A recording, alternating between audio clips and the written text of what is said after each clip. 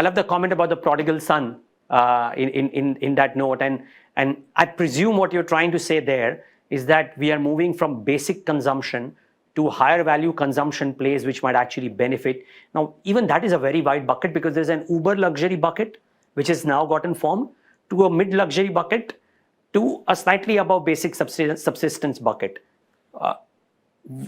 Maybe all of them are on the table. What is the favorite there? So wherever the growth rates are going to be higher, of course, we are now seeing that, a pyramid-shaped demographic structure translating into a diamond-shaped demographic structure, where you will have more affluence in the next 7 to 10 years, or let's say 5 to 10 years. You'll have a bulging middle class. You'll have urbanization come through.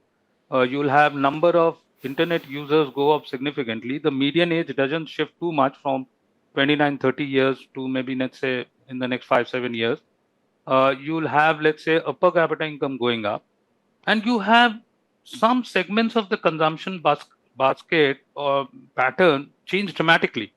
Of course, we have known that the Gen Z millennials way of consuming is very different from Gen X way of consumption.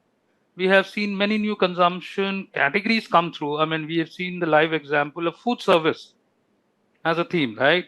I mean, those are mega businesses in the developed world. And here we are just scratching the surface, right? Just about, let's say, less than 1 crore active users on, let's say, Zomato and Swiggy. And these are no different from traditional consumption companies like a Lever, which in 1973, launched a Lux. The consumers liked it. They bought it again, and it became a habit.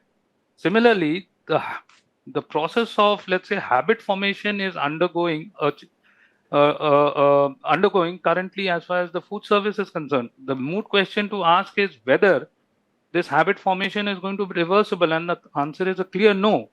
And today, let's say China delivers 1,400 crore order every year, and between Swiggy and Zomato are delivering 140 crore orders, and they are today making, let's say, 22, 23 rupees contribution. I mean, why should the market be staying let's say, Zomato staying at 1 lakh crores or thereabouts? It could be multiple times of that, as we've seen. Let's say Lever with 60,000 crores, 150 crore people, 400 crores per capita consumption, 25% margin, 100 rupees, net profit, 20% assuming is 80 bucks. 80 bucks per person consumption, that company is being valued at 6 lakh crores. Why should Zomato get valued at only 1 lakh crores where only 1 crore consumers are there out of, let's say, 150 crore consumers? It's a long way to go. The only moot question to ask is whether the habit formation is reversible. Answer is no. This is the Gen Z way of consuming. And there is plethora of examples when platforms are becoming the norms. The traditional pipe way of doing business, you have one end on production and the other end on consumption. No, it's now platformization of the consumption. That is the big theme that we are betting on as far as the consumption side is concerned.